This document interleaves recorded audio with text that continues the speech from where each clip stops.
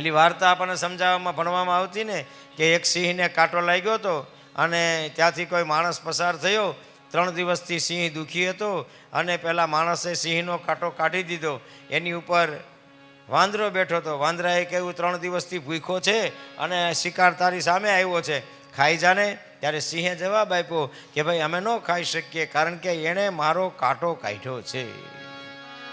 આ દ્રષ્ટાંતની કથા છે કે પશુને પણ જો કાંટો કાઢવાના ગુણને ભૂલવાનું નહીં એવી બુદ્ધિ હોય તો હું તમે તો મનુષ્ય છીએ.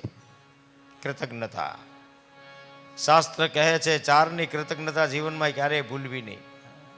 એમાં પહેલી કૃતજ્ઞતા છે આપણા ભગવાનની, જે ભગવાને આપણી ઉપર આટલો બધો પ્રેમ વરસાયો.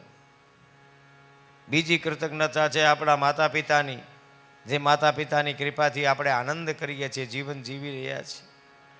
ત્રીજી કૃતજ્ઞતા છે આપણા ગુરુવરની, જે ગુરુદેવની કૃપાથી મને તમને રસ્તાઓ મળ્યા છે. અને ચોથી છેલ્લી કૃતજ્ઞતા છે સમાજની, જે સમાજની મધ્યમાં આપણો જન્મ થયો છે, જે સમાજે મને તમને ઉપર બેસવા માટેનું સ્થાન આપ્યું છે. એટલે સોશિયલ વર્ક કરીએ છીએ ને એ પણ એક પૂજાનું સાધન છે. સામાજિક કામ કરવાની ઘણા લોકો બહુ વ્યવહારુ હોય. એક વખત 12 ગામ જાય ને 3-4 છોકરાની સગાઈ કરીને પાછા આવે. વ્યવહારિક કે વ્યવહાર કુશળતા હોય એનું નામ એવું મોટું હોય.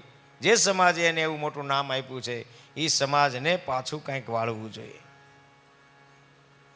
વિચારો તો ખરા, આપણે કેવી પરંપરા સાથે જોડાયેલા છીએ. એક ભાઈ મામેરું લઈને આવે અને મામેરું આપણને આપે, ચાંદલો કરીને મામેરું વધાવ્યા પછી આપણે મામેરું એની આગળથી કદાચ 5000 રૂપિયા લીધું છે, પણ 100 રૂપિયાની નોટ આપણે એને પાછી વાળીએ છીએ. તે મને મામેરું કર્યું તો મારી ફરજ છે કે મારે તને કંઈક પાછું વાળવું જોઈએ. આ કૃતજ્ઞતાનો ભાવ છે. કોઈ બાપ પોતાની દીકરીની ઘરે જાય, ચા પીવે, અડધી રકાબી ચા પીવે અને બદલામાં 100 રૂપિયાની નોટ આપીને આવે.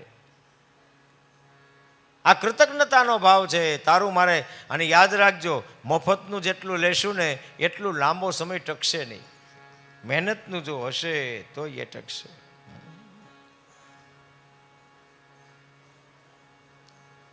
એટલે આ કૃતજ્ઞતાનો ભાવ છે, સમાજની વચ્ચેનો ભાવ છે આપણો. આપણા મા બાપ પ્રત્યે કૃતજ્ઞતા આપણી હોવી જોઈએ, એ ભાવ છે. આપણા ગુરુ પ્રત્યે કૃતજ્ઞતા. બીજી ભાવમયતા. ભાવ વગરનું જીવન સાવ નકામું છે. ઘણા માણસોનો પ્રેમ જ એવો હોય, જો બોલતા હોય તો આપણને એમ લાગે કે એના જીભની અંદરથી આ મધના ટીપા પડે છે. અને ઘણા માણસો 24 કલાક માથે પાપડ મૂકો શેકાઈ જાય. એ બોલે છે ને આ બોલે છે. તો ભાવથી બધાને ભેટવું જોઈએ. અને ભાવનો અર્થ બતાવ્યો છે સિયા રામમય સબ જગ જાની, કરહું પ્રણામ જોહી જુગ પાની, વસુદેવ કુટુંબકમ. મારો ને તમારો પિતા એક છે. લોહી જુદા ને જાતો અનેક છે, પણ લોહીનો બનાવનાર સૌનો એક છે. એ નાતે આપણે બધા સંબંધી છીએ.